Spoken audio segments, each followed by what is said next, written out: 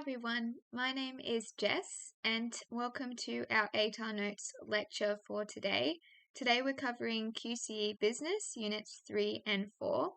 But before we get into a little bit more about me and our content for today, I want to introduce ATAR Notes to you. So some of you may not have heard of us before if this is your first lecture series that you're joining. So ATAR Notes started back in 2007, and since then we've been offering lots of free resources to help students through their years at high school.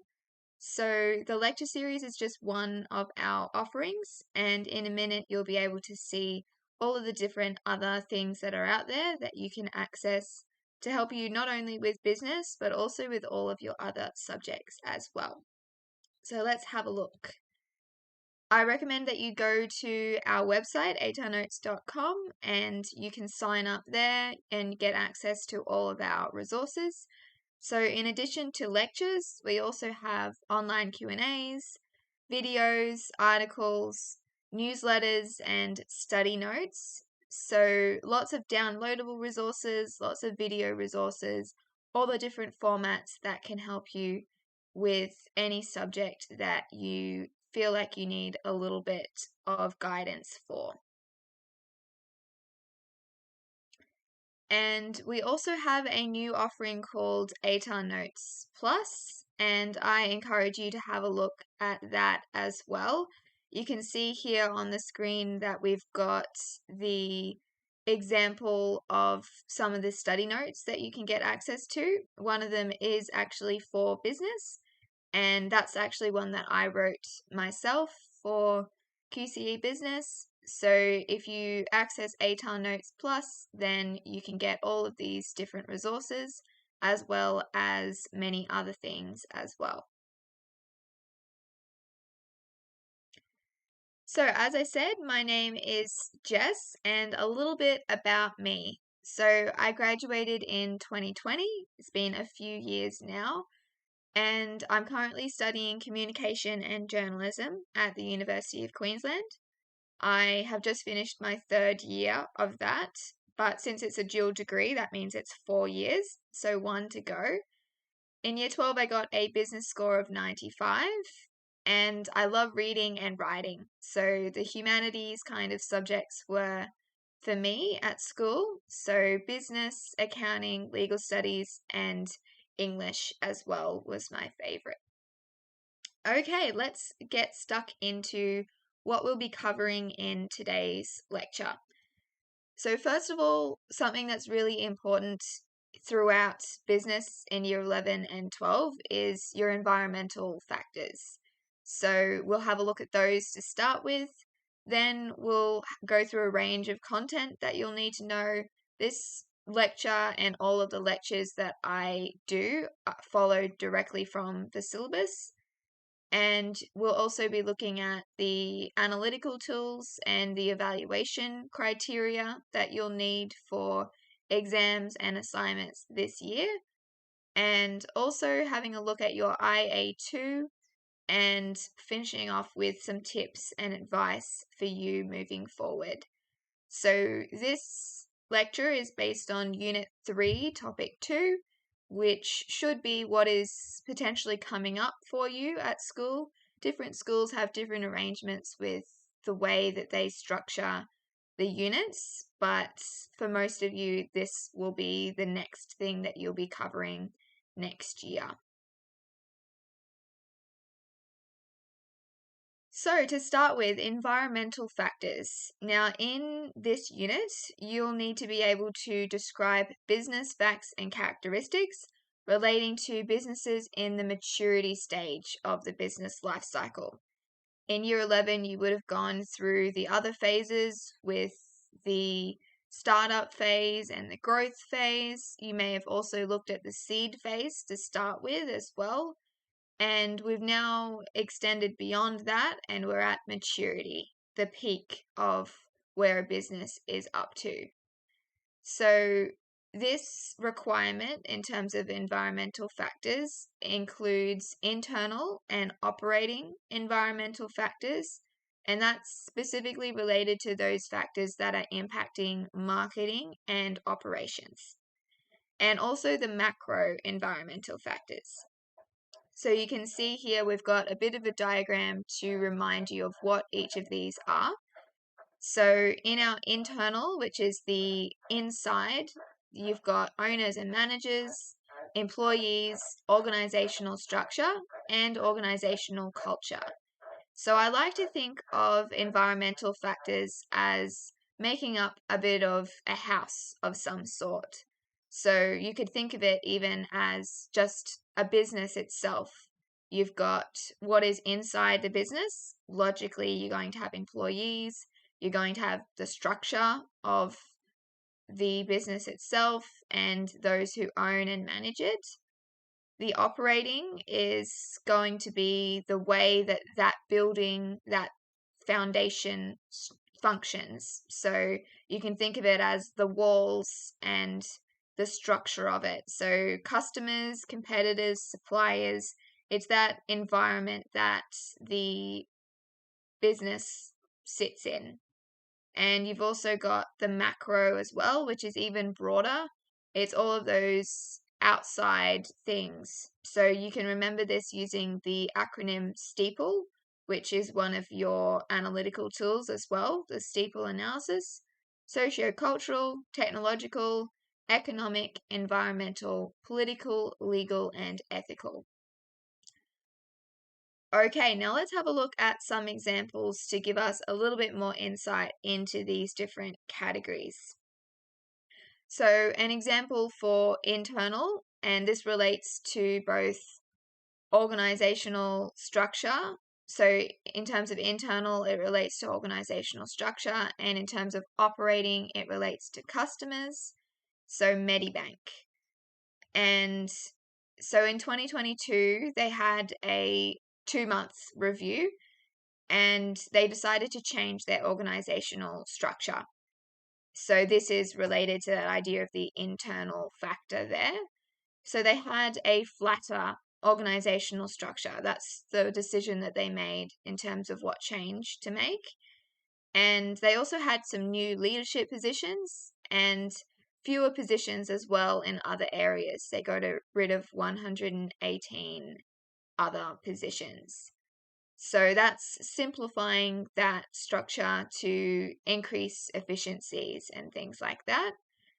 And they also changed the way that they operated as well. So instead of focusing on market share, they wanted to focus more on customers. They wanted to focus on retaining the members that they already had and reducing their expenses as well. So they identified that customers were concerned about increasing prices for health insurance, and they wanted to address that by making these changes. So this is how you can look at the environment that a business is operating in and then describe the situation in terms of these internal operating and macro factors. Another example, and this one is also operating, but in this case it's about suppliers. So both KFC and Red Rooster here.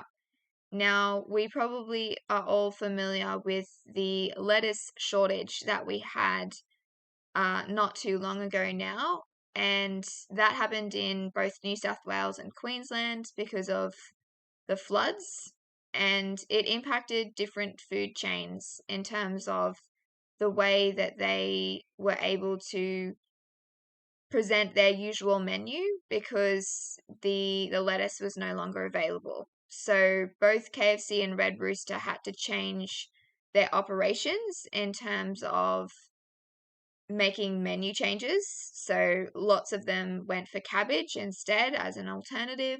And they also had to do some marketing things as well. So developing communications to explain the situation and ensure that everyone was aware of those operational changes. So you can see here we've got a heads up notice that KFC made to let people know about those changes. So remembering that the internal and operating factors for this unit are all about the operations and marketing. So this is a really clear example of how these things are all interrelated. And lastly, we've got Optus as a macro factor, and political and legal are both relevant here. So in September 2022, just more than a year now, a data breach occurred which involved a cyber criminal getting a hold of around 10 million Optus customers' personal details. And this resulted in the Australian government passing some new legislation. This is the laws coming in here. And that significantly increased penalties for repeated or serious privacy breaches. And the whole idea of this was they're trying to incentivize big companies like Optus to ensure that the data that they collect is properly protected, because we can see how the vulnerabilities that may exist can result in this kind of data breach. So this relates to legal for obvious reasons because of passing legislation, and it's also relating to political as well because it was that government decision to introduce that legislation as well. So throughout today's lecture, I've got some questions to jog your memory, to jog your thinking, and make sure that you are taking in everything that we're covering and then reflecting on it. So I encourage you to pause the video if you want to have a go at these questions, or you can simply download the slides, and later on when you want to be reviewing things for your study or your assessment, then you can potentially use these slides as a bit of a guide to help you with that. So this first one, choose a mature business and a relevant internal operating or macro environmental factor, and write a description of the business environment and the situation. So if you choose an internal or operating factor, then try and focus on operations and marketing because that is the focus of this unit for those different factors. And write about 100 words about the business and think about those businesses that we just covered as well. It's as simple as that, choosing something that's relevant and writing that kind of description to explain the situation.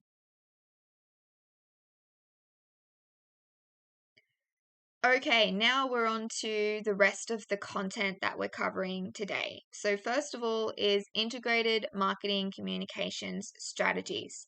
So IMC is the acronym here.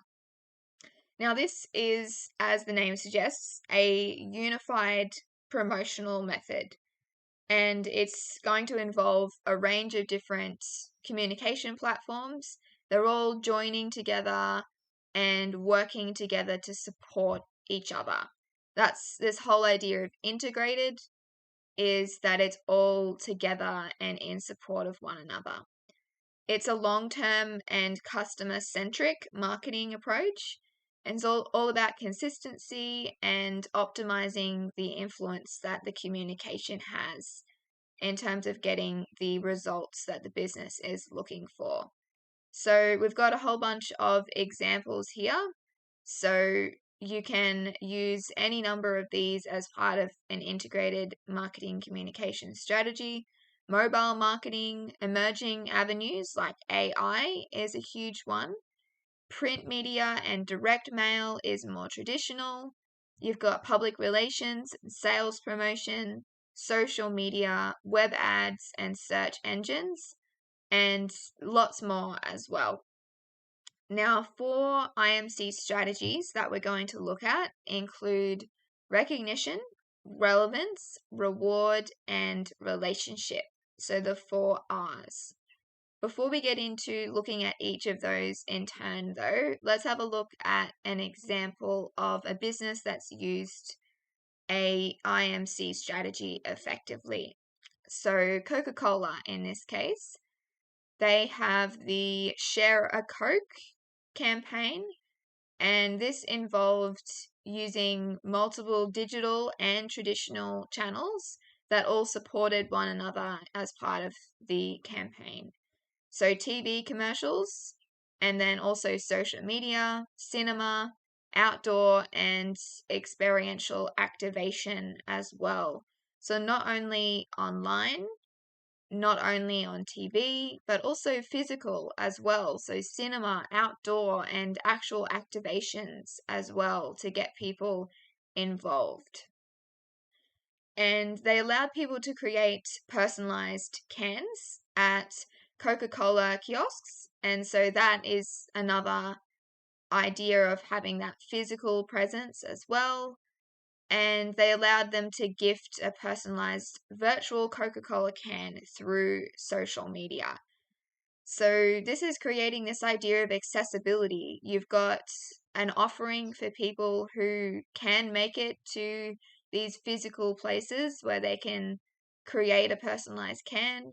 You're also appealing to those who aren't able to attend places like that, but who are adept with things like social media.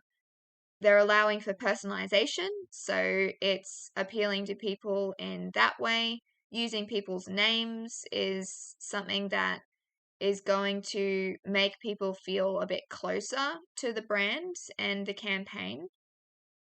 So they also had consistent brand elements. So even though you've got all of these different things that are happening as part of the campaign, all of these strategies and communication platforms that are being used, the whole idea is it still needs to be integrated. It still needs to support each other, and that calls for that level of consistency. So you can tell that, of course, it's Coke, so it's going to have the red theme throughout. It's going to have the same typography, the same logos, all of those different elements remain consistent. And also another consistent element is that call to action. So share a Coke in this case was the main message, and it was the focal point of all of the communication, regardless of the media channel that was used. So you've got that consistent branding, so you've got the recognition factor, and then you've got the consistent call to action. So people can engage with the campaign in multiple ways, and then they have that repetition. In order for people to change their behavior or be persuaded of something, a really key thing is always repetition. So that is why having that consistent messaging across channels is really important for IMC and just for marketing and public relations in general as well. So let's have a look at each of the 4 strategies for IMC. First of all is recognition. Now, this I touched on there with recognizing the brand of Coca-Cola. So consumers want to be familiar with the business's values and then also be able to actually distinguish the business's products from competitors. That is where having that branding and that consistency comes through with logos and colors and things like that. And the idea of a USP or a unique selling proposition is strongly connected to that idea of recognition, because people can distinguish between different businesses based on what is unique about them. So having that unique element is important. And loyalty schemes can be implemented for regular customers to recognize their allegiance to the business as well. In terms of relevance, it's important that whatever you're saying is actually relevant to who you're saying it to. If you provide information to consumers that is not relevant to them, then they're going to be motivated to actually delete those emails or ignore them altogether, send them to spam, not engage with any of the different platforms that you may be using. So I'm sure most of us are familiar with that idea of receiving all sorts of emails that we don't want and listing it as spam or deleting it without reading it, those sorts of things. So this is tying in with this idea of relevance. And companies need to identify their target market's needs and wants and strive to fulfill those needs and wants in order to maintain that relevance. So consumers need to understand why they need to know the message, why they should read it or engage with it. And that is going to give the business a competitive edge because it's going to reduce the risk that customers are going to go and seek alternatives from competitors. If you can maintain consumer engagement with your brand, then they're more likely to buy from you in the future.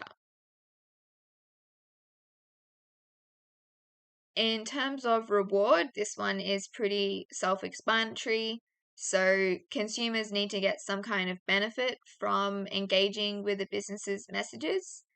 And this can be tangible or intangible. So rewards can be that tangible idea in terms of things like gift cards and vouchers, or you could have entertainment or education gained from the communication as well.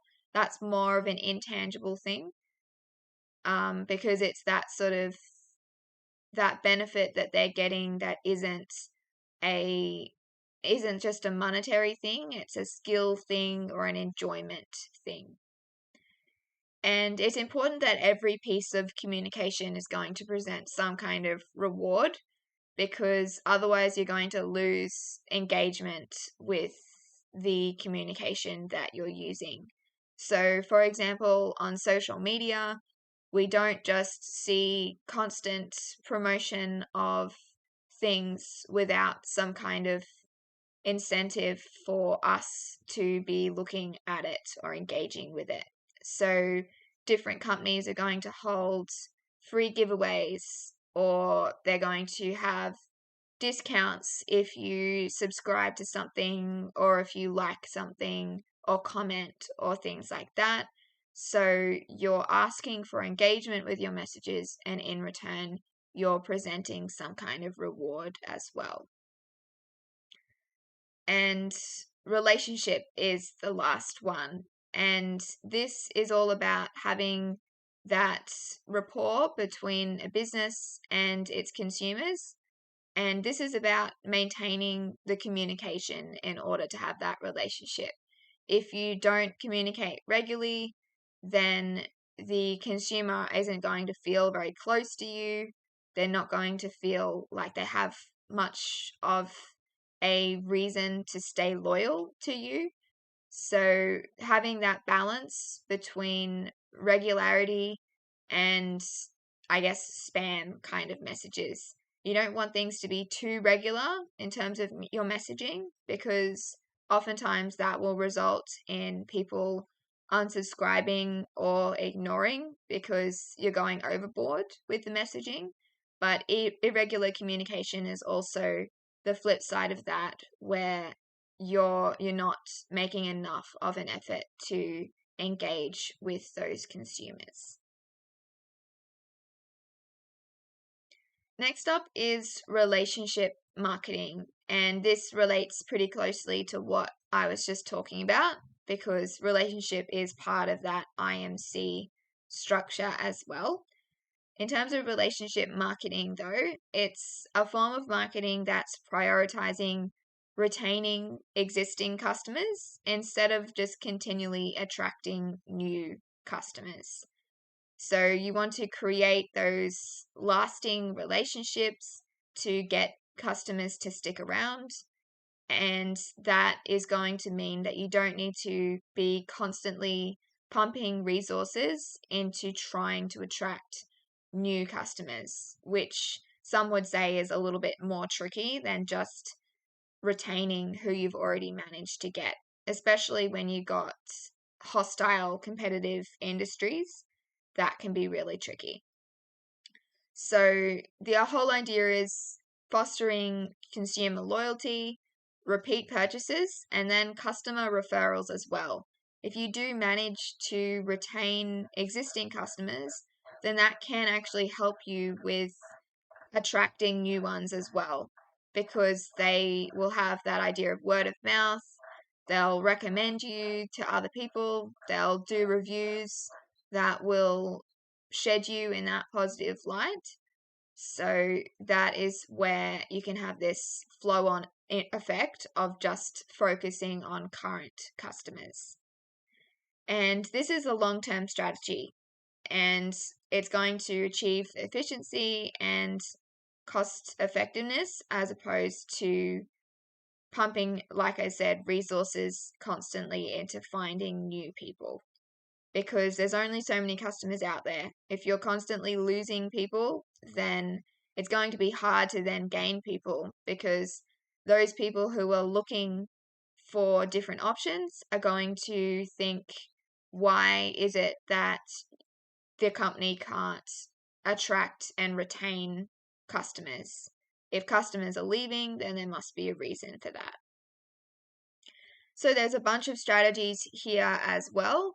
You can seek and act on customer feedback as part of this relationship marketing format.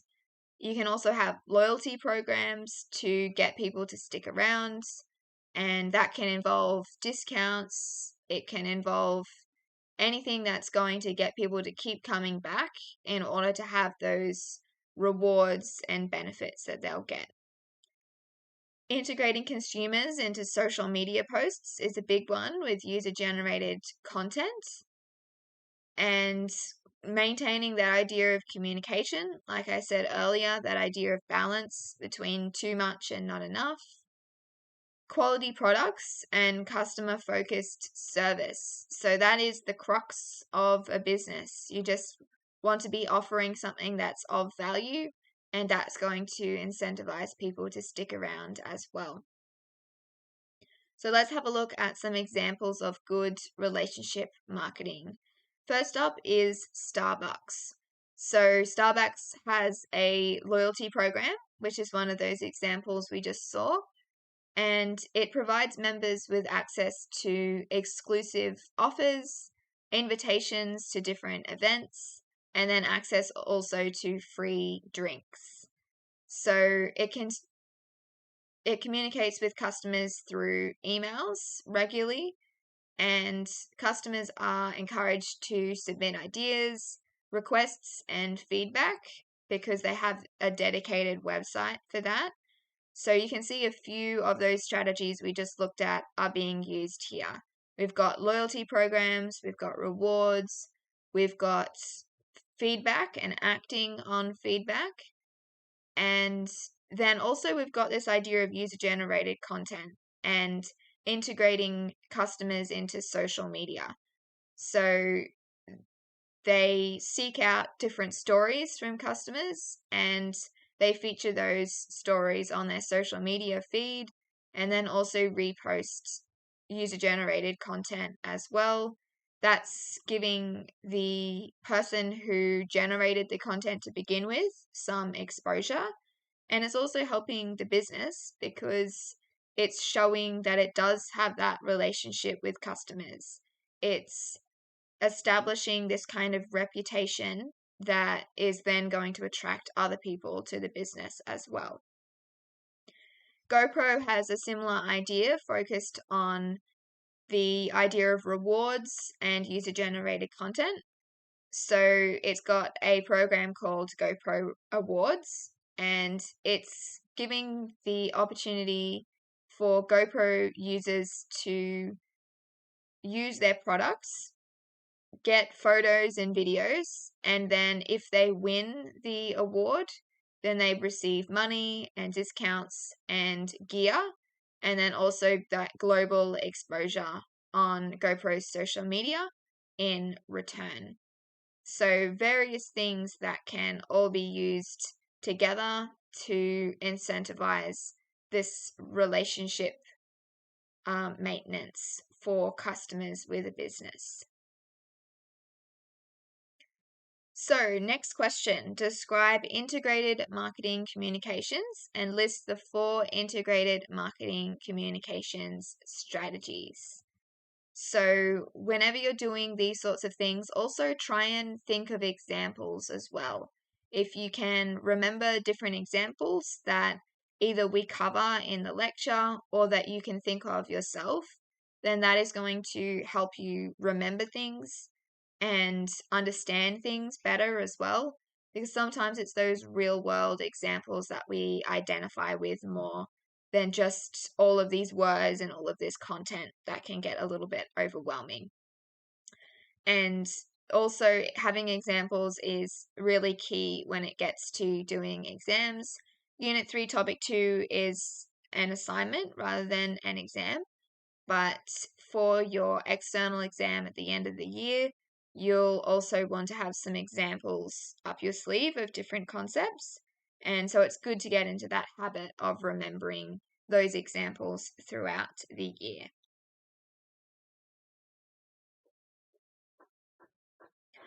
Next up is Total Quality Management, or TQM. Now, this is a management approach that's all about continual improvement and achieving customer satisfaction. So you'll notice that a lot of these things that we're discussing are about customers, very customer centric. When it gets to the maturity stage, you are pretty dominant in your industry and you are often going to be in that competitive kind of environment though, because you have lots of different competitors, you're no longer growing so much, and therefore making sure that you try and keep customers and maintain your market share is really important. So TQM is all about empowering employees within a business to strive for high quality. So it's not just about people involved in operations, but also just everyone in the business. It's a very wholesome kind of approach. Now, an example, we've got Vitex Pharmaceuticals, and they have a quality management system in place that governs every aspect of the business's operations. So, all the way from receiving the materials that it uses as part of its products to handling the products, storing, manufacturing, and then packaging, and then finally distribution as well. So, part of this is often going to be keeping up with technology, the latest advancements and trends. So, Vitex does that by tracking that technology and those advancements, and it's looking in particular at equipment facilities so they can ensure that they're operating with the most accurate production methods as possible. And so they also need to factor in the government as well. That's another thing with total quality management. It is very much so about customers, appealing to customers by offering that value that they're going to keep coming back for. But also, we've got lots of companies out there that have to really comply with strict government regulations, industry regulations, especially when it's something like pharmaceuticals, which is a pretty serious kind of thing. It's a medical thing. And as part of total quality management, we also have 2 different sub ideas as well.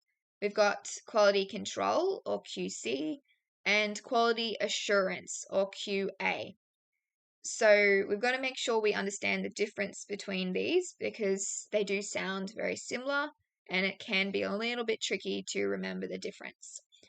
Now, quality control is based on more of a reactive kind of idea.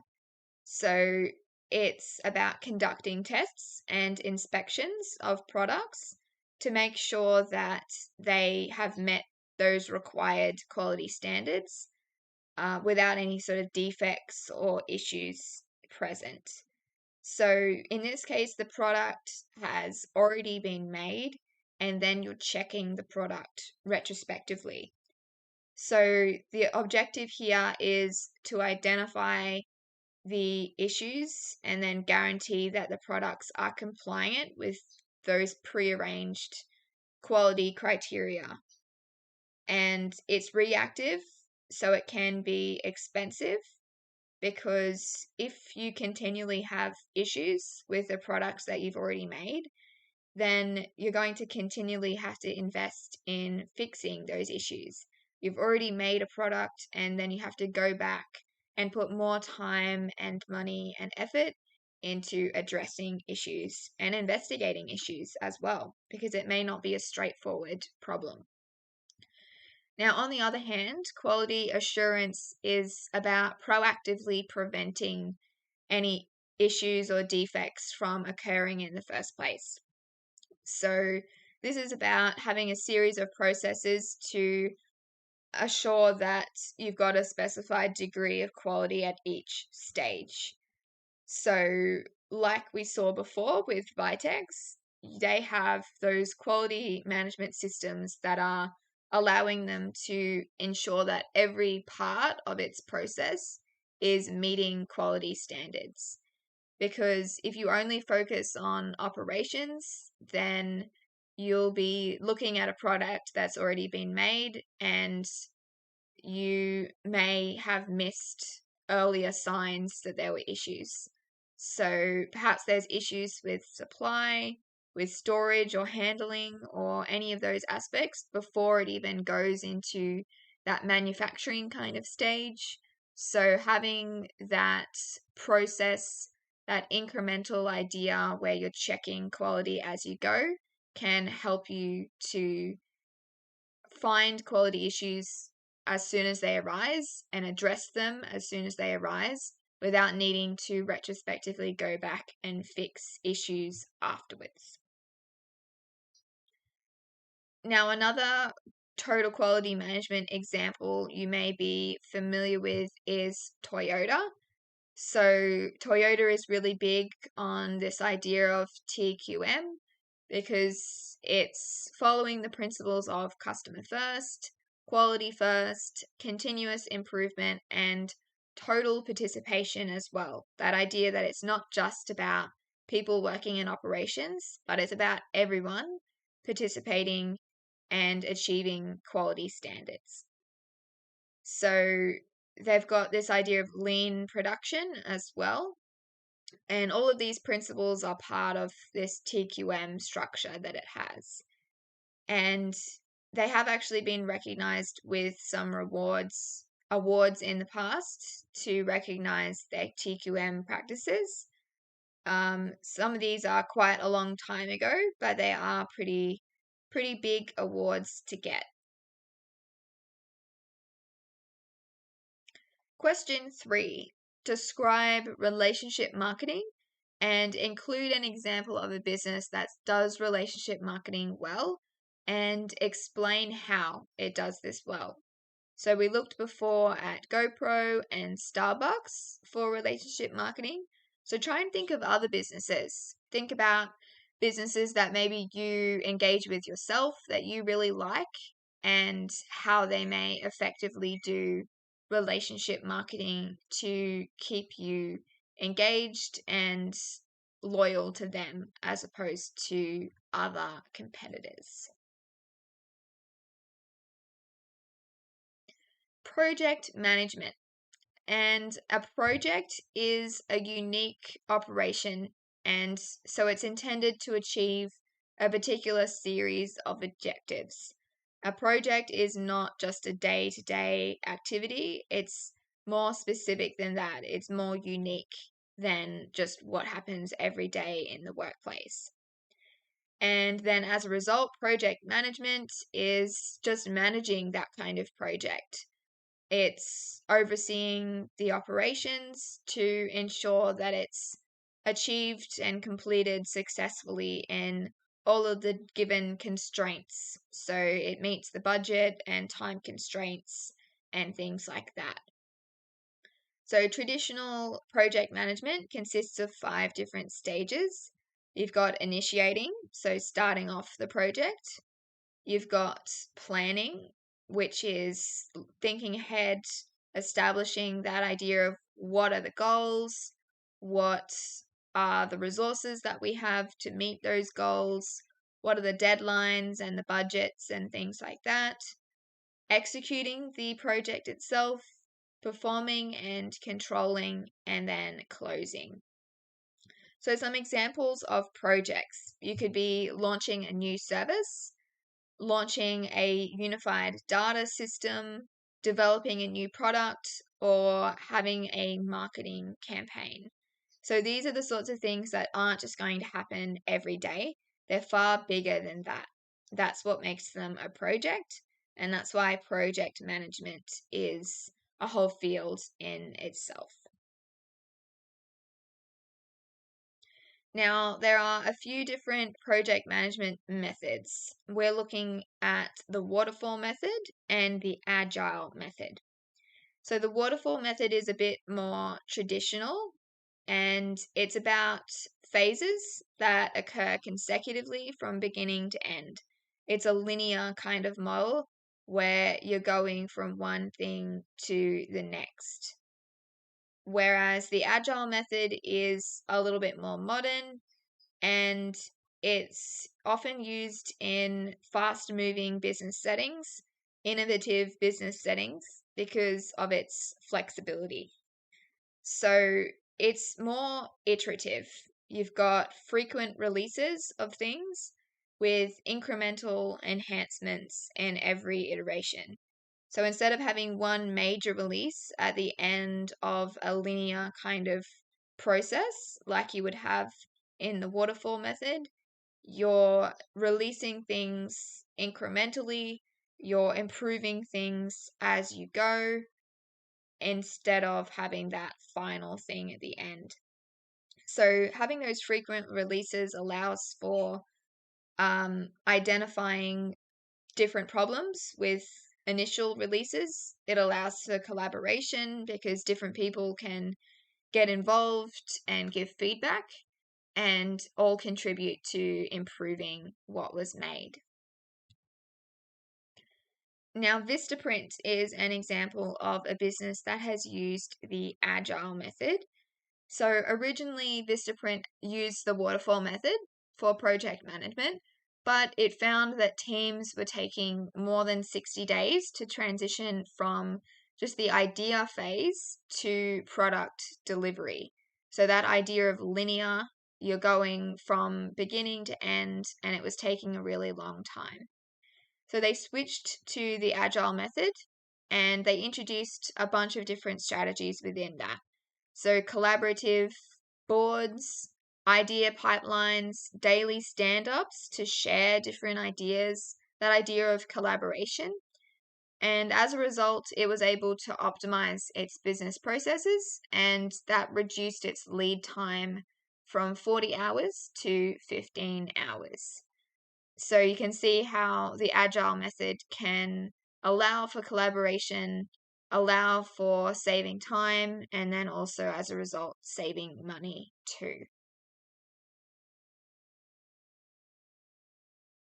So outsourcing is something that many of us are probably familiar with already. It's that idea of tactically choosing to employ external professionals to manage certain secondary business activities that are currently overseen internally. So, mature businesses that want to be competitive within their hostile industries can use outsourcing to enhance operational efficiency, reduce expenses, and then gain access to skills and expertise that they may not have in the business. So it does have those benefits, but disadvantages are also there as well. So there are some ethical concerns about outsourcing, particularly with low wage countries. So in Australia, it does cost more to pay people to do things, which is why you often see Australian made things come at more of a premium price, Whereas when we source clothing, for example, from places like China or Bangladesh, then they are often cheaper. And that is because of some ethical issues with wages and things like that, and working conditions as well with companies that outsource to there. You've also got loss of employee positions within the business. So as soon as you take an aspect of the business elsewhere, then you are going to lose positions as well. Now, remember that outsourcing and offshoring are two different concepts. So outsourcing has a bit of an overlap with offshoring because offshoring is about going overseas for things. Outsourcing can mean that as well. You can outsource overseas, but you can also outsource just domestically as well. It's more of a broader kind of concept. And also possible quality problems as well. If you're taking something outside of the business, then you're relying on other companies or professionals to deliver your products and or your services or whatever it is that they are taking over. So you're taking away control, or they are taking control from you, and you've got less of an ability to ensure that everything is being done to your standards. An example of a business that's used outsourcing is Slack, which is a workplace communication messaging kind of platform. So it was originally designed by 4 developers, and they decided to outsource their beta testing from a design firm to help them understand how to improve the product and suit consumers' needs. So this is an example of how the company can get access to skills and expertise that the team doesn't already have. And then you've got lots of different examples, as I mentioned previously, with different clothing companies that are going to outsource to other kind of places in order to get things like that at cheaper prices. Question 4. Explain the difference between quality control and quality assurance. So the key here is you've got one is proactive and one is reactive. So try to think of something that's going to help you remember that difference. I guess quality assurance, which is the proactive one, is about assuring that it's of high quality throughout the whole process, whereas quality control is just looking at something after it's already been produced to make sure it does meet those standards. Economies of scale relevant to operations and marketing.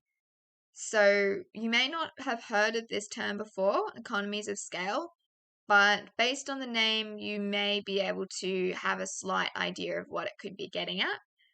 So it's about the cost advantages that a business can get by expanding the scale of its business operations and thus reducing per unit input expenses. So think about when you buy something in bulk, often that means you can then get it at a cheaper rate. So if you're looking at something even just in a supermarket in terms of food, if you buy a big bottle of milk, then it's going to be cheaper than buying a small 1 liter bottle of milk. So marketing economies of scale occur when large corporations can decrease the unit outlay on advertising and therefore access more effective marketing mediums. And so an example for a business related to operations, though, which ties in with that idea of buying things in bulk, and that milk example I gave, Costco themselves, they purchase things in bulk, and that means that they are charged less for those goods. And then as a result, Costco can reduce the prices that it charges consumers and therefore increase sales volume. So you've got this flow on effect. The decision to buy in bulk, then being charged less, then charging consumers less, and then increasing sales. So that's that idea of having those economic benefits of scaling up operations or marketing activities. The role of branding in maintaining market share. We've got the famous McDonald's arches here, the golden arches. So branding offers lots of different advantages to businesses. You can have brand loyalty from consumers. You've got business recognition, so people recognize things like the Coca-Cola thing that I was talking about earlier. We recognize the logo, the coloring, the typography. Drive recurring sales. So when you've got that loyalty, the recognition, that kind of relationship with customers already, it means that they're going to keep coming back for more. Facilitating the introduction of different products, because if people are already familiar with your offering, they're already trusting you to offer quality things or things that they like, then they're going to be more open to delving into things that are less familiar, because you've got that consistency with the brand that's familiar. Even if the products aren't familiar, you've got that backing behind you because of the brand. And you can also have premium pricing as well, because when you have that trust, then consumers probably think that what you offer is valuable or good quality or that kind of thing. And that means that they're willing to pay more for that because they've got that trust in it. So all of this basically works together to help businesses maintain their market share. Because if you've got customers sticking around, then that means you've got this idea of relationship marketing, like we were talking about earlier, retaining people rather than just relying on constantly finding new customers. So if we look at McDonald's as an example, the golden arches are really well recognized across the world. And a survey was actually conducted on how well recognized the arches are. 88% of respondents recognized the McDonald's logo, and that compared to only 54 identifying the Christian cross. So you've got branding is really powerful, and that power can result in market share. Question 5 is describe project management. And for this one, try and also think of an example of a business as well. Think of a project that they could be doing. So, for example, introducing a new product or service, and then explain what project management involves. The role of contingency planning, and also Fielder's contingency model. Now, contingency planning is all about having a plan B. So, developing that action strategy to assist them in different circumstances or when different events occur. So, they're thinking about what could go wrong and then planning for what they would do in those circumstances. It's a risk management tactic. So when you've got those risks of what could happen, you're managing them by thinking ahead and trying to implement different plans of action for what you would do. And so, therefore, it's that really important aspect of strategic planning. You're looking ahead rather than just focusing on the present. So, a model that we can use in contingency planning is prevention, preparedness, response, and recovery. So, of course, to begin with, you do want to prevent things from going wrong. So, that's the first step. But then having that preparation in place in case something does go wrong, then the response if it does go wrong, and the recovery that comes afterwards. And all of this is going to minimize the harm suffered by a business if any kind of event goes wrong. So think about all of the different things that could go wrong in terms of an airline, for example. They would have to have lots of different plans in place, but what happens in different weather conditions, in different situations with passengers being sick, having a medical emergency, having storms, having engine failure, or any of those things that could go wrong with an aircraft. And they would have to prepare for all of those situations. So if it does happen, they can keep all the passengers safe and implement those strategies without panic. Now, Fielder's contingency model says that no particular leadership style is considered the best because it depends on the situation. It's circumstantial. So different leadership styles are needed in different situations. And it uses this idea of the least preferred co-worker scale. And that is used to determine whether a leader's style is relationship orientated or task orientated. And we can talk about this as LPC. This LPC scale involves leaders rating the co-worker they enjoy working with the least from 1 to 8 using a series of criteria. And so this can include loyalty, friendliness, trustworthiness, all of these different things that they can rate that person on. So let's look at this in a bit more detail. So you can see how we've got this idea of the scale. So on one end, you're going to have the negative aspects, unpleasant, disloyal, unfriendly. And then the other end is the positive version of that word. So it's got to be something that has an opposite. So unpleasant or pleasant. It can't be two completely different things. And then you've got the score as well from 1 to 8, with 1 being the least favorable. Now, relationship-orientated leaders value interpersonal relationships, and therefore they rate their co-workers higher.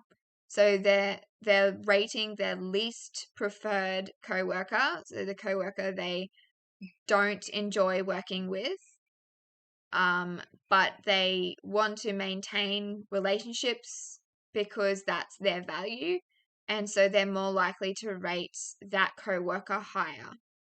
Whereas a task-orientated leader is more focused on strong performance and achieving goals rather than maintaining a relationship with someone who they don't enjoy working with.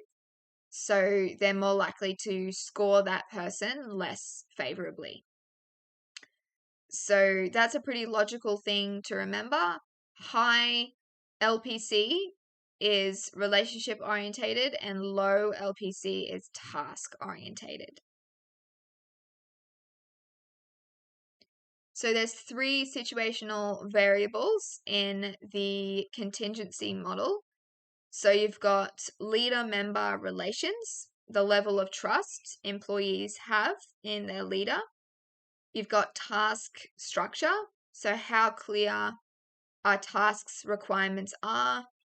And so ambiguousness is not favorable here. You want the requirements to be really clear so everyone knows their role and what they're doing. And then position power. So this is the level of authority and power the leader has over employees. So leadership styles and situational variables can be looked at in conjunction with one another to determine who the best leader is for a particular situation. So we can see here if we've got good leader-member relations, high task structure, strong position power, then the favorableness is most favorable, then the appropriate leader is task orientated. So you've got those different categories depending on the answer for each of the situational variables as you go down the list.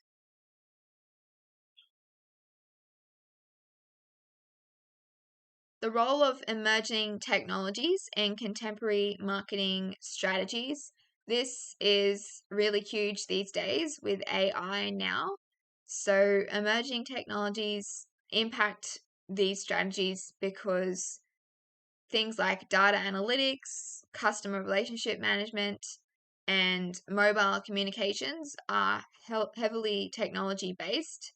So lots of the marketing things use technology as part of the way that they work.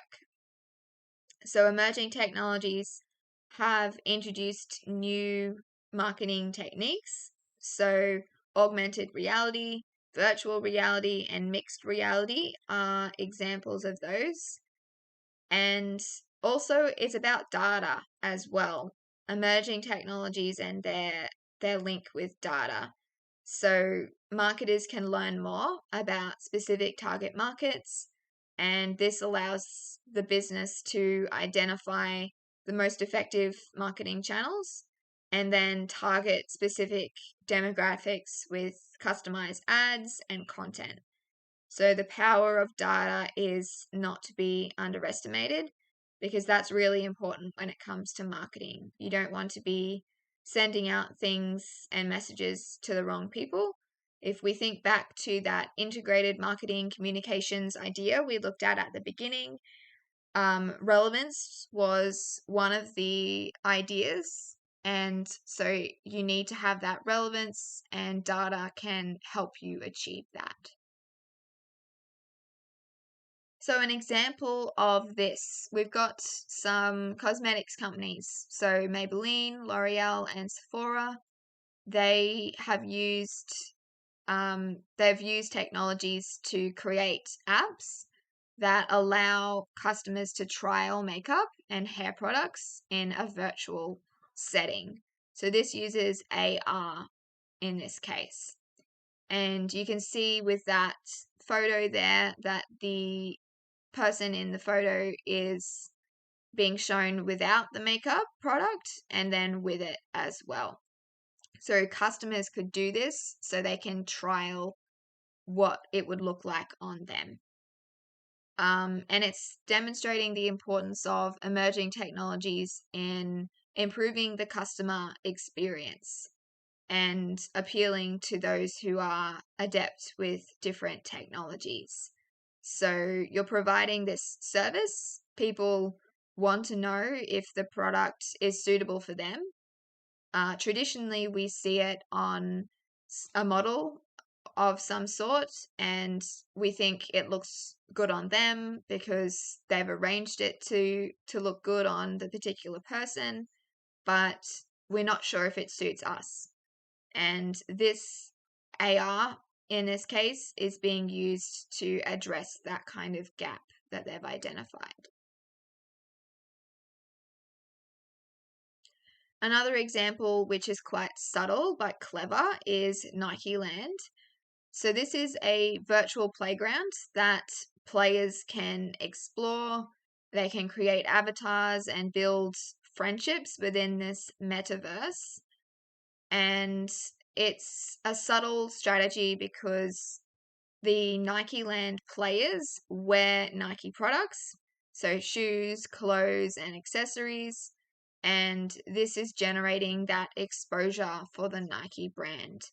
So even if you're not interested in sports or Nike itself, maybe you're a gamer who's interested in this kind of thing. Maybe you're seeking friendships in that virtual kind of setting. So you can then engage with this product and then as a result get exposure to a business you may not otherwise have gotten exposure to, and you may be more inclined to buy those products in future. Even if you don't want them for sport, you could still want to buy them in general for the brand aspect of it. Question 6 is describe outsourcing and its benefits and challenges. So things like reduced expenses and access to greater skills, but then disadvantages like losing skills, losing employees, and potentially having some ethical issues, and as a result, some reputation issues if you're not outsourcing responsibly.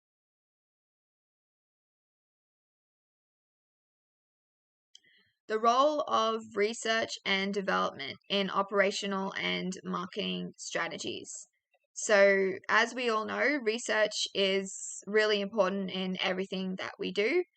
And so, it's no different when it comes to business with their operations and their marketing, because it's about businesses discovering new things, so new technologies, exploring new products and services, and advancing what they already offer, what they already have.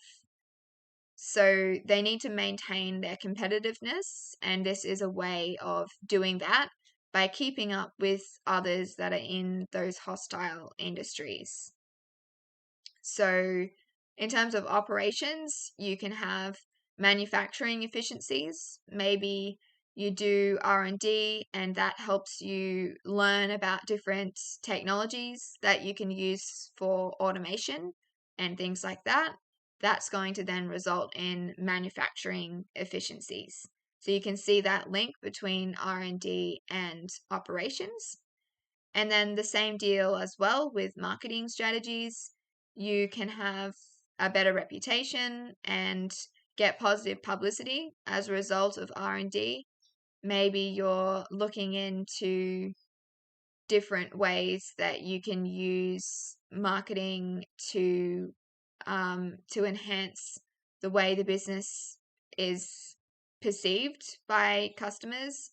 So maybe you're looking at how to make your business more sustainable, and you then include that as part of your marketing. You show that you're doing R&D in that area, and that's going to get you some positive publicity, because people are agreeing with your brand values and wanting to support you as well. So an example here is Tesla, the car brand. So a report showed that Tesla actually spends more on research and development per car than any other automaker, which is unsurprising in that it is sort of seen as an innovative kind of idea with its electric kind of offering. And it also then spends the least in advertising costs per car sold. So it's relying on its strong brand for marketing purposes. People understand what they're getting. If they get a Tesla, they're getting something that's seen as premium, that's seen as sustainable and innovative. And so the R&D that they do enhances reputation, and it contributes to its leading position in the electric vehicle industry. And all of that has that flow on effect by allowing it to minimize marketing costs.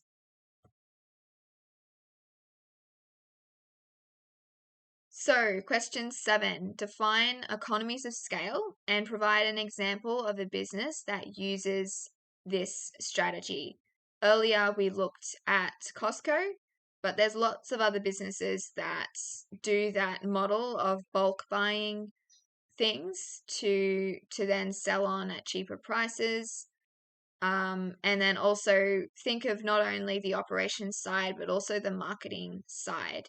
If you go really big with your marketing strategy, then it can cost less per unit. Then that is going to result in that economies of scale. The bigger the scale, the more cost efficient it is. Challenges of outsourcing marketing and operational strategies, activities. So we looked at some of these earlier in terms of disadvantages, but there are some other just general challenges as well. So in terms of management, they need to actually think about what partner they're going to use for outsourcing. So I mentioned earlier about losing some sense of control by outsourcing to an external organization. So you really need to have trust in that business or that provider. And that is about making sure that they run their operations ethically, that they have high quality standards, and all of those different things that you are obligated to meet. You need to actually make sure that those outsourcing partners are meeting those as well. And businesses must also think about contracts and service agreements, establishing those and ensuring that both parties are fully in agreement on everything to avoid disputes down the road. And this can be really challenging because ultimately businesses have competing interests. They both want to get the most control, so they are able to do things with their best interests in mind. They want monetary value and things like that. Costs and timeframes can also be a cause for disagreement as well. So aside from agreements and finding the partner to begin with, you've also got this idea I mentioned earlier about losing skills because of outsourcing too much. So, or outsourcing unsuitable activities as well. So not only have you got to really carefully consider who you're outsourcing to, but what are they going to be doing for you and how much are you outsourcing? You don't want every aspect of your business to suddenly be out of your control and in the control of others, because you need to maintain some level of control over your activities. And then, of course, the reputational risk as well, and things like fair wages and working conditions, like I mentioned earlier, can also be challenging, especially if the business is not aware of things that are happening. So research is important for this as well. You need to make sure you're aware of the ins and outs of who you might be partnering with before you enter any agreement with them. So a summary of the challenges to simplify that out a little bit. We've got finding an outsourcing partner, developing contracts with costs and times as different considerations, losing knowledge and skills potentially, outsourcing unsuitable activities, and reputational risks of any kind of unethical outsourcing.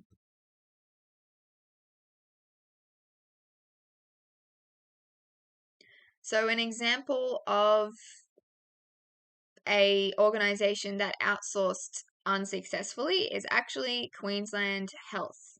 So the department outsourced the development of a payroll system to IBM, which is an American software development company. And this was an issue in multiple ways. You had budget issues, time frame issues, and the quality of the work wasn't up to scratch as well.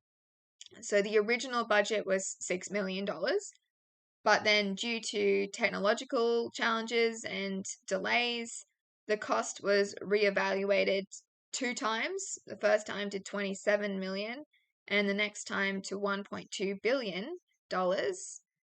And then when they eventually got the outcome, the product that they were seeking, the system didn't actually function correctly.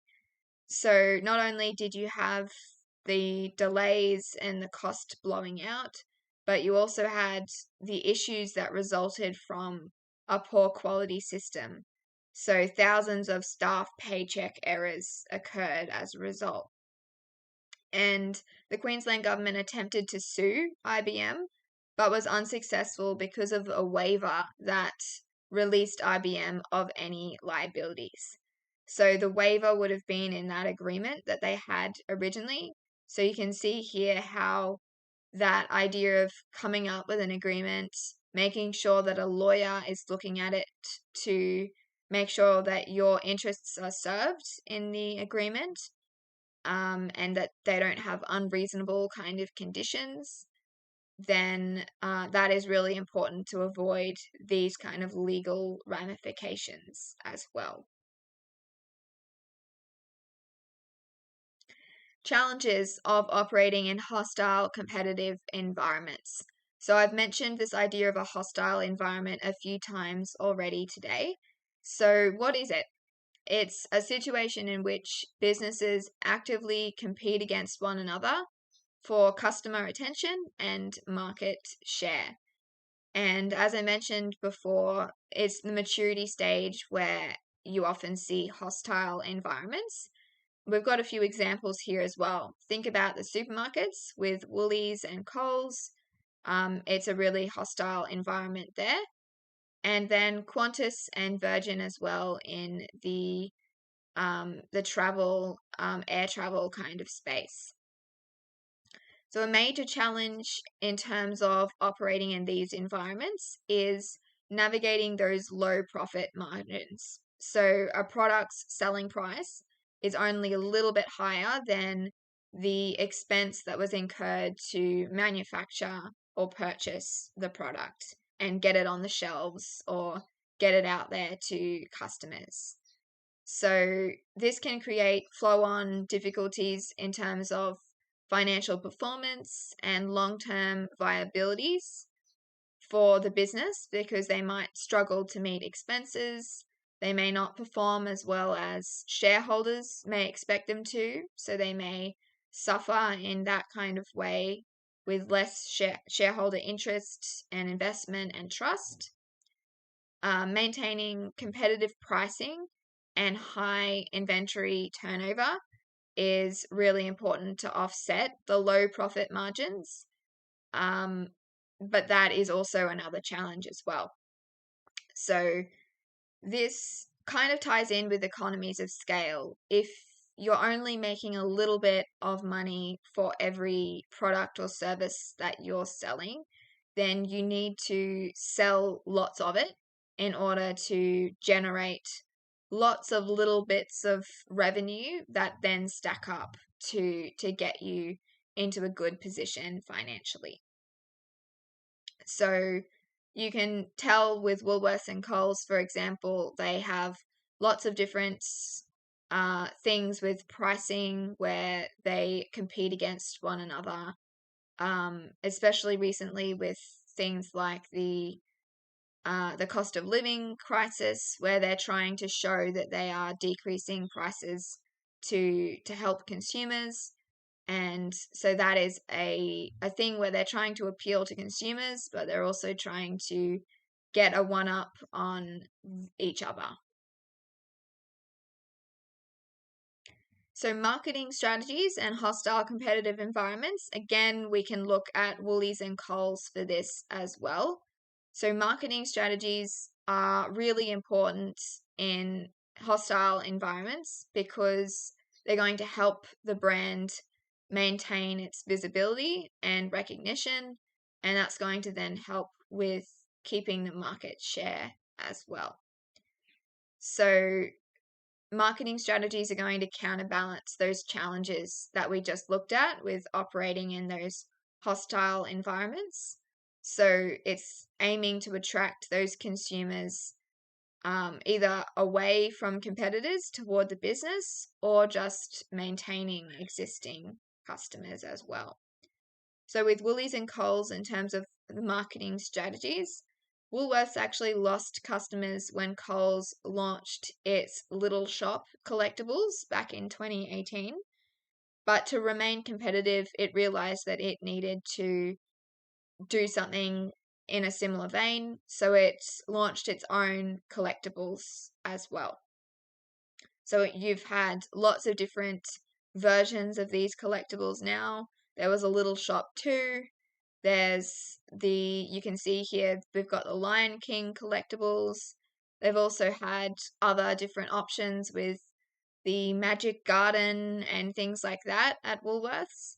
So not only are they competing with each other with these marketing strategies, but they're also trying to get a balance between offering something that is appealing to people in that marketing kind of sense. In this case, probably kids, getting them to beg their parents to spend enough money at the supermarket to get these collectibles. It's not only appealing to those people, but it's also making sure you keep other people satisfied.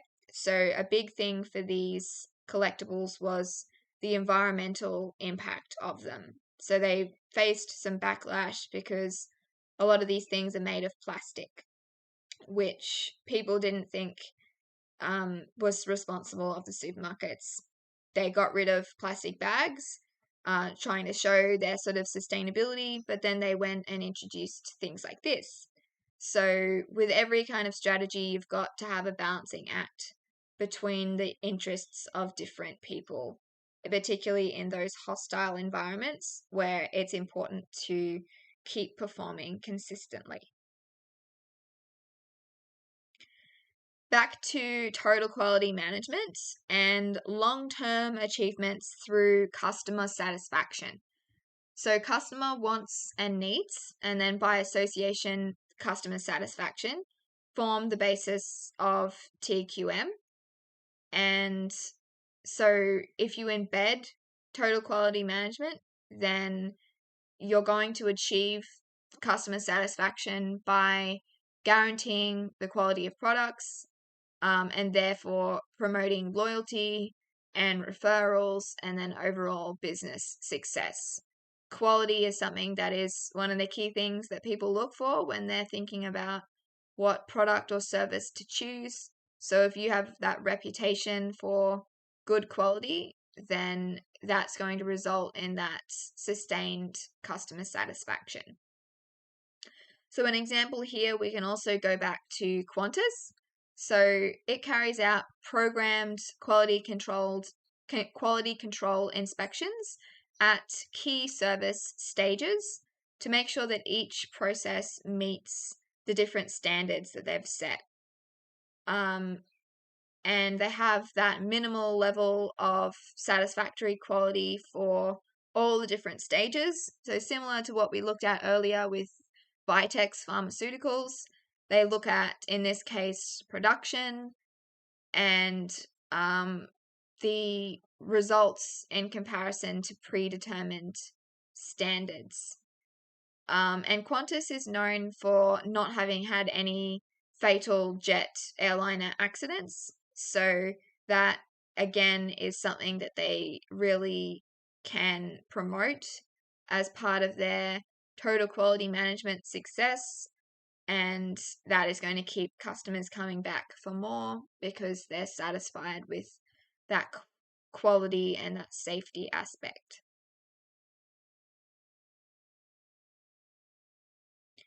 Project management technology and operational efficiency. So we spoke earlier about project management, but then there's various technologies that can be used as part of this.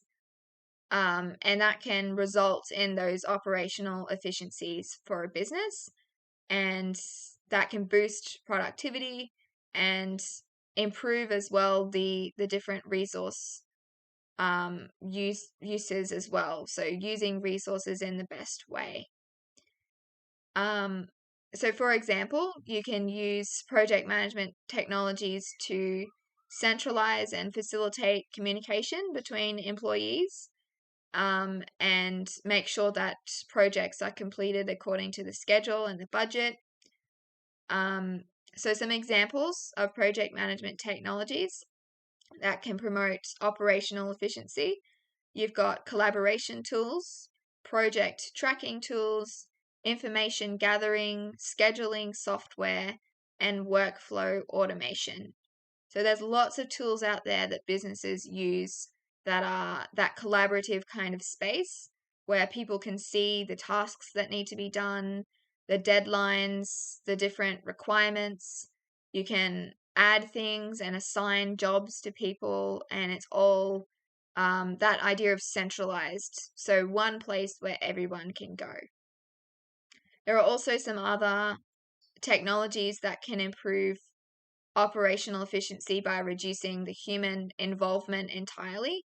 So, automation, robotics, computer aided manufacturing, and computer integrated manufacturing. So, for example, with automation, you have systems where those sorts of collaboration tools, those platforms that I was mentioning, can automatically send an email, for example, to someone instead of having to get employees to write out emails individually.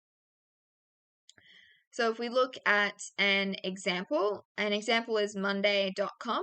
So Brews News is an independent media organization. It's all about the brewing industry, the beer brewing industry, and it uses monday.com to make sure that automated emails go out to any breweries that it's engaging with. So if it posts a job from a brewery, then it can inform that business that the job has been posted through this automated system. And it also helps with employee collaboration as well, listing tasks, assigning tasks, tracking progress, adding different links and resources. So something that can be tricky in an organization is you've got lots of different emails that people can contact you through. You've got the emails of different staff members. You've got general emails for the business, an inquiry email for a certain aspect of the business, and then another inquiry email for another aspect, financial based emails, all those different things. So you sometimes can really benefit from having an integrated system where maybe if a particular email address receives an email, then that email can automatically be sent to a platform like monday.com so everyone in the business can see it. Now, if someone is taking a break, they're on leave, then you wouldn't have to go into their emails and invade their kind of space. All you would need to do is access this platform where the emails are automatically forwarded to. So you can see how these different project management technologies can create those efficiencies and help a business to manage different situations. So describe the characteristics of a hostile competitive environment and provide an example of a hostile industry. We looked at Qantas and Virgin. We looked at Woolies and Coles. There's a few other ones that come to mind. For example, the telecommunications industry, Telstra, Optus, Vodafone are the main ones there. So what is involved in that hostile competitive environment, and what are some examples that you can think of? Contemporary marketing strategies, branding, and loyalty. Now, these are all linked because businesses attracting all of them relate to businesses attracting and forming relationships with customers. So brand loyalty is about strong branding and persistent use of marketing strategies to ensure customers are motivated to continually stick with the one company, maintain that loyalty instead of looking elsewhere. So you often have incentivizing elements designed to promote that loyalty when you've got a marketing strategy. So social media based promotional techniques commonly have things like competitions to benefit both the business and its customers, and that advances consumer loyalty. We looked earlier at GoPro and Starbucks for relationship marketing, and this ties in closely with that. So an example we've got here is Apple's Shot on iPhone campaign, where they were encouraging people to go out and take photos on their iPhone and then share them as part of a competition. So here you've got this competition aspect, people want to win, so that is an incentive in itself. They, of course, would have gotten some kind of benefit, some kind of reward from winning. So that's an incentive for them to do it in the first place. Then you've got a benefit as well for the business, because you've got all of this user-generated content that you can then use on your own platforms. And you've got real-life proof in this case that the quality of Apple's iPhone cameras is really high. That's what they're wanting to prove here. And they're getting people to go out and use their photography skills, use Apple's products to prove that. So it's a really authentic way of getting people involved and boosting the reputation of the business. Pareto's principle and the management of operational and marketing in a business. So Pareto's principle is also called the 80-20 rule, and it says that 80% of the outcomes in a situation are a product of 20% of the causes. And this can relate to lots of different things. So as long as it's got that 80-20 aspect, you can relate it to all sorts of different things. 80% of sales revenue could stem from 20% of customers. As well, the business's revenue, 80% of it could be generated by 20% of its products. Maybe most of the customer complaints are from 20% of customers, or 80% of sales are derived from 20% of advertising. So the 80% is the important part. It is what is the big factor that you're looking at. And then the other side of it is what is less important.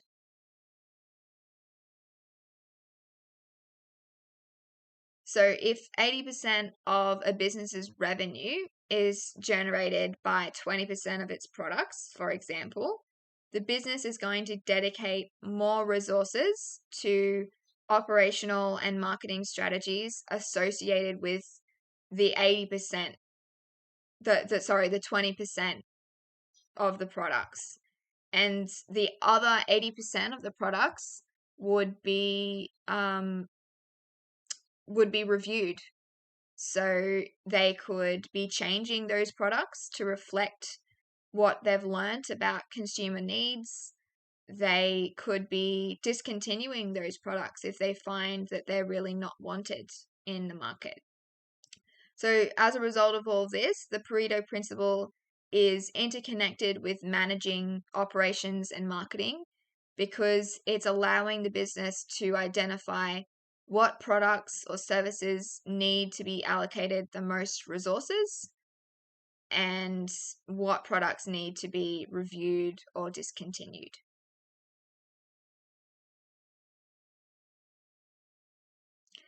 Okay, we're now on to the analytical tools and the evaluation criteria that you'll be using in year 12 throughout the year. And you will have already used some things in year 11 as well. So you should be familiar definitely with the SWOT analysis by now. And you also will probably have been introduced to some of the evaluation criteria.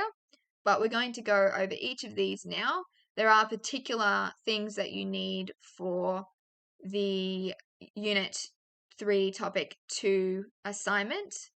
So that is what we're going to be looking at today. In terms of the syllabus, it says that you need to be able to select data and information relating to traditional, digital, and emerging marketing platforms to analyze the strengths, weaknesses, opportunities, and threats. So that's a SWOT analysis aspect. You need to be looking at marketing and operational functions for a mature business to analyze outsourcing power interest. So that's our power interest grid. And I mentioned earlier about how you've got this idea of control when it comes to outsourcing. And the power interest grid allows you to look at the power and the interest of different stakeholders. A business's current situation in a competitive, hostile environment to analyze using the SWOT analysis, and competitors in a hostile environment to analyze the USP, which is the USP analysis. And then interpret relationships, patterns, and trends in terms of marketing platforms, outsourcing, and situational SWOT and USP analysis tools. So this unit is really heavily focused on operations, marketing, and outsourcing, which you hopefully will have noticed so far. So keep in mind that your piece of assessment is not going to get you to do all of this. So you won't be doing a SWOT analysis, a power interest grid, and a USP analysis. More than likely, we'll be doing one or two of these, but you still need to understand all of them because you don't know yet what you will have on your assignment. So let's go through each of these in turn, starting with our SWOT analysis. So it's a method of assessing a business's internal strengths and weaknesses, and then external opportunities and threats. So strengths, what does the business do well and what does it have as an advantage over competitors? And weaknesses are just the opposite. What does the business lack or do poorly and what disadvantages does it have? Opportunities you could make use of in the business. So maybe there's expansion opportunities. Maybe there's an opportunity to invest in new technologies. Maybe there's increasing demand for certain things and you can leverage that to meet that demand. Threats are often about competitors, so what competitors the business has. It also can be just the business environment though as well. Thinking about those macro factors that we looked at earlier, they can all impact the business in positive or negative ways. So maybe there's legislative changes, maybe there's environmental issues that are affecting or threatening a business. So if we try and apply this to an example, so recently Optus had its national kind of outage, which was something that it's been heavily criticized for in terms of the way that it tried to manage that. So if we think about Optus in terms of a SWOT analysis, we could say its strengths perhaps are its existing large customer base. It's got around 10 million people that use Optus. And maybe you could say that it's got good capital as well behind it, the money that they can invest in different things since it is such a big company. But then weaknesses, maybe that's where the reputation at the moment is quite weak. opportunities.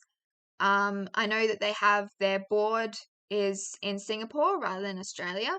So maybe an opportunity is to bring it to Australia or to have more Australian involvement in the way the company is run.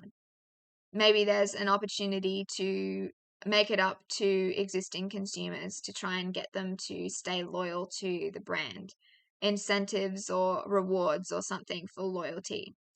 Threats, definitely threats from competitors because people may be considering leaving the organization and going to Telstra or Vodafone, for example, and changes in the business environment. So things like they've already had issues with legislation that changed last year with the data breach that I mentioned earlier. So there could be other sort of changes in the environment that may affect them with this as well. Question 9 is describe Pareto's principle. So remember that this is that idea of the 80-20 rule. And think about what that means then for a business, what the 80%, sometimes the 80% is what's important and sometimes the 20% is what's important. It depends on which way you look at that rule. Next up is the power interest grid. Now, this is used to analyze the power and the interests of stakeholders in a project.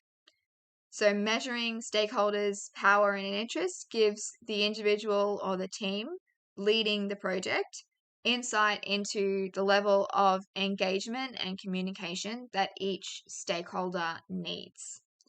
So it's a bit of like a research kind of thing where you're getting some insight into what you need to do to meet the wants and needs of those who are affected by what you're doing. So conducting a power interest grid involves plotting stakeholders on a graph. And the y-axis, which is vertical, represents the level of power, and the x-axis, the horizontal, represents the level of interest in the project. So the graph is divided into 4 sections, and each of these segments is representing a different degree of power and interest. So you've got monitor, which is low power and low interest. Keep informed, low power and high interest. So the idea is if they don't have much interest and they don't have much power, you still need to monitor them because that could change. But at the moment, they aren't really important. You don't need to be constantly communicating with them. You don't need to be consulting with them. You just need to keep track of them in case their position changes somehow. With Keep Informed, they've got high interest, but not much power. So you want to keep them in the loop with what's happening, but you don't really need to actually keep them satisfied so much because they don't have the power to change things or to influence your decisions in any way. Keep Satisfied is about having high power but then low interest. So they're not very interested in what's happening, but they do have power potentially. So you want to just make sure that they're happy with whatever's going on so you can continue, and that is all that's needed there. Whereas Manage Closely is about having high power and high interest. And so you need to not just monitor them, but really keep them involved, consult with them, make sure that everything that you're doing is aligning with what they want. So let's have a look at an example. So General Motors, the car company, wants to only manufacture electric cars by 2035 and become carbon neutral by 2040. And the company needs to determine the power and interest of stakeholders to effectively engage with them throughout the project. So this is pretty ambitious, and they want to make sure that they are meeting those consumer needs or those stakeholder needs, in fact. So the first step is, of course, to identify who are the stakeholders in any given situation. In this case, you've got the CEO, you've got various managers, employees, external organizations like the Environmental Defense Fund.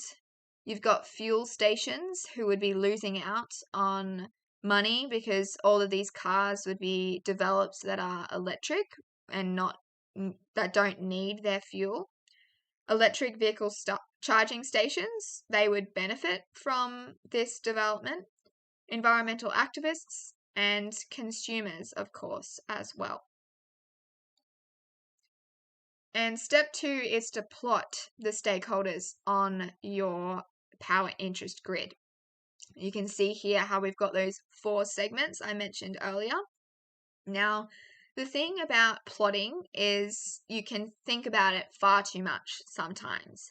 So try not to get really caught up in where you're placing things. You do need to be logical and you need to be able to justify your decisions, and you need to be able to be thinking about the different stakeholders in relation to one another. So would this stakeholder really have more power than this stakeholder? Would they be more interested or less interested? So you need to have that element of comparison. But in saying that, just thinking, should I move it half a centimeter to the left, half a centimeter to the right, up or down? Don't get too caught up in that kind of thing. You're thinking about the relationship between different stakeholders. So what should have higher or lower interest and power than the others? And you're also thinking about the category that it's falling in. So think carefully about whether you place something in. So for example, here we've got consumers. They're in the keep informed section rather than manage closely. It would be a big decision to move that above into the manage closely section.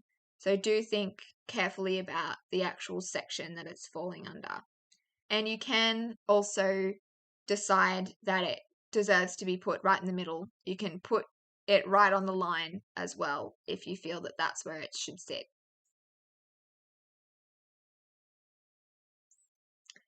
Evaluation criteria. So in your IA2, you'll need to evaluate business strategies to make a decision and propose a recommendation. So to do this, you need to use the different evaluation criteria, which there are 4 of. So competitiveness, stakeholder satisfaction, effectiveness, and efficiency. And according to the syllabus, you may have to evaluate marketing strategies for a business in a hostile environment, operating strategies, or marketing and operational activities to outsource as an alternative business strategy for the maturity stage. And for all of those things, you also need to make a decision and propose a recommendation using the criteria. So you evaluate it using the criteria, and off the back of that, you can then justify the decisions and recommendations. So let's go through each of these. Competitiveness. Now, the syllabus does provide definitions of each of these. So the syllabus says, to what degree has the business offered products or services that meet or exceed market standards in relation to other businesses? So you can compare different businesses and think about how competitive they are with one another.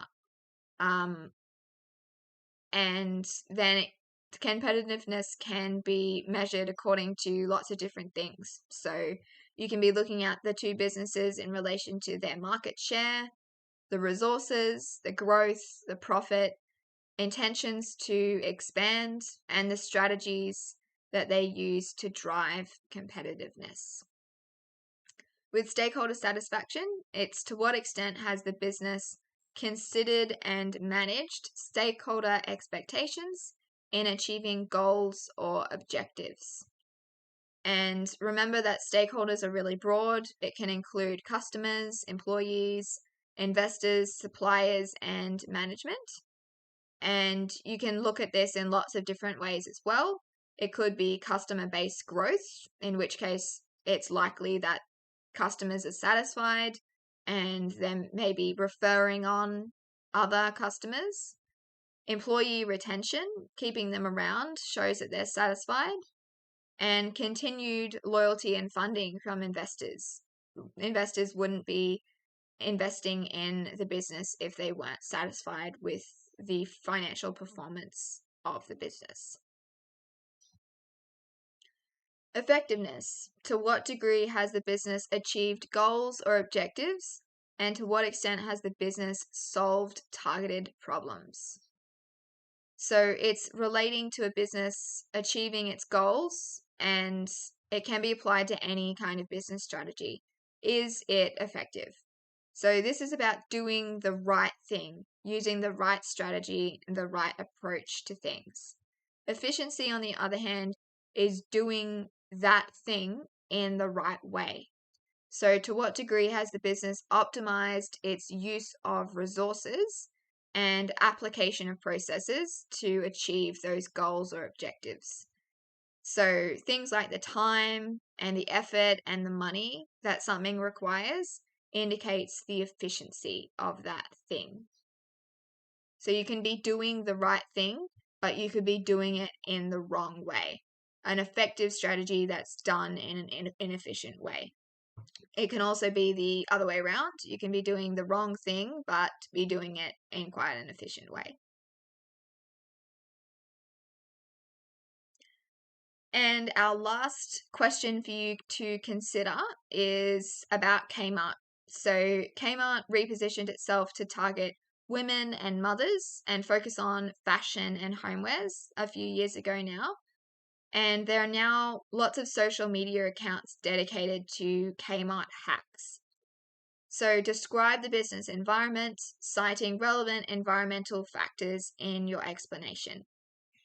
Think about what are the internal operating and macro factors at play here, and potentially do some research to look into what this strategy was that the company used, and try and write a paragraph to describe it and show your knowledge of those aspects. This is an example QCEE assessment instrument for IA2. And so you can see that you will be given a little bit of context and then a task. In this case, investigate an authentic business that is in the maturity stage of the business life cycle and operating in a highly competitive and hostile environment. This is the basis of the unit. The maturity stage and highly competitive hostile environments. Focus on a specific problem faced by that business to examine a branding strategy, which is marketing related, and a total quality management strategy, which is operations, implemented by the business. So here is, in this particular assignment, you would need to know about those sub kind of ideas in order to then look at the business in terms of those factors. And then in this case, create a business report that communicates strategic development to the business owner or manager. So you've got those two aspects here, marketing and operations, that you're looking at. You've got the idea that it's a mature business and it's a hostile environment. Those are the consistent aspects here. And you could be having different requirements. This one is focusing on total quality management and branding strategies. You could be asked to look at outsourcing, for example. So let's have a look at an example in more detail. So Kmart, the issue that it's facing as an example, managing customer data, consent, and privacy preferences. So an operational strategy it's using to address this is working with some other organizations on the consent at Kmart centralized consent management solution.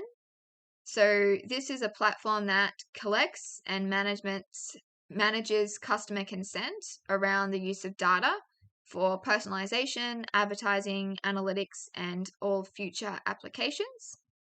So that's something that is an operational change that they've made. And then a marketing strategy. They've actually got a new employee, a tech architect, as they call them. So a mesh between marketing and technology to bridge that gap between marketing and technology. So you've got the best customer experience possible. So think about different businesses that may have an issue that they've tried to address using operational strategies and marketing strategies. To finish, some tips and advice to help you as you navigate the rest of Year 12 business. So try and use business terminology. You've got your textbooks, your class notes, and your syllabus to all give you that indication of the language that you need to be using in this assignment and your future assignments and exams for this subject. And also just pay attention to your teacher. Your teacher is going to be taking you through all of these things that you need to know.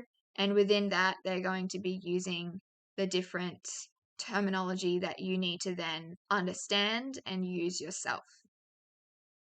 When you write your assignment, aim to have a complete draft. I cannot emphasize this enough because the more that you have in your draft, the more feedback you're going to get from your teacher to help you refine what you've written. If you can do it as much as possible in advance, treating your draft as the final thing, then you know where you're at a little bit more. You've tried your best, and you can then see how you've performed when you get your feedback. Read the syllabus and use it as a guide. I've referred to it a couple of times today, and also this whole structure of this lecture, all of the content that we covered today is from the syllabus because the syllabus dictates what you can be assessed on. You're not going to be assessed on anything that is not in the syllabus. So reading that, using it as a study guide, particularly for exam-based things, so your external exam, that can be really handy. It can also just show you the different requirements for an assignment. If you're not sure about the amount of time you have for an assignment, the word count, the criteria as well, then you can go there for all of that information. And reading the sample assessment on the QCEE website, which I provided that screenshot of before, you can look at that in more detail to see what you may be expecting to have. And there's also a mid-level exemplar on the QCEE website for Unit 3, Topic 2. This can give you an indication of what you should be aiming for if you're going for that mid-level mark, what you should be trying to build on if you're aiming for something better, a mark that's higher than that. And it can just show you basic things like structure, like terminology, and things like that, that can then guide the way that you do your response as well. And lastly, referencing. Referencing in assignments is really important, and it's great to get into it now and to get a really good system going, because if you do decide to go to university after school, then referencing is even more of a big thing to make sure you get right. So keeping track of your references is a great thing to get in the habit of doing. And personally, I like to do my formal referencing after I finish the final copy of my assignment.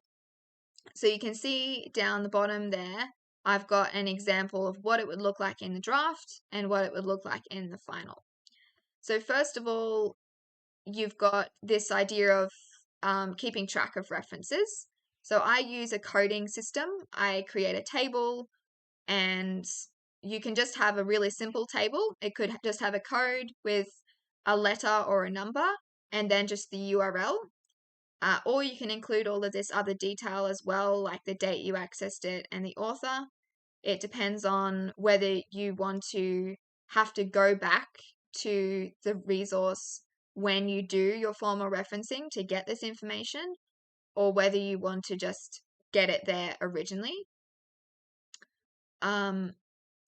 Once you've got that table, then you can create other tables with a title of the notes, and then some notes with where the reference is. So you got it from the reference with code A. That means that you don't need to be putting this huge URL everywhere to show where you got something. You've got this really concise, easy thing to keep track of where that information was from. Then you can see in the draft section there, you can put ref standing for reference with whatever number or letter it is in the body of the text. So that can be what you have in your draft, and that means that you're keeping track of where your reference is from. But if you need to make changes before you do your final submission, then you're not putting all this effort into doing perfect referencing only to then get rid of it later. So oftentimes I had to get rid of words from my draft. So if I had have done all of the referencing in my drafts, then that would have been a huge waste of time because I always had to get rid of things anyway. So that's just the way that I did it, and I would recommend that you follow a similar thing to save yourself some time, and make sure that you get everything right in terms of your referencing.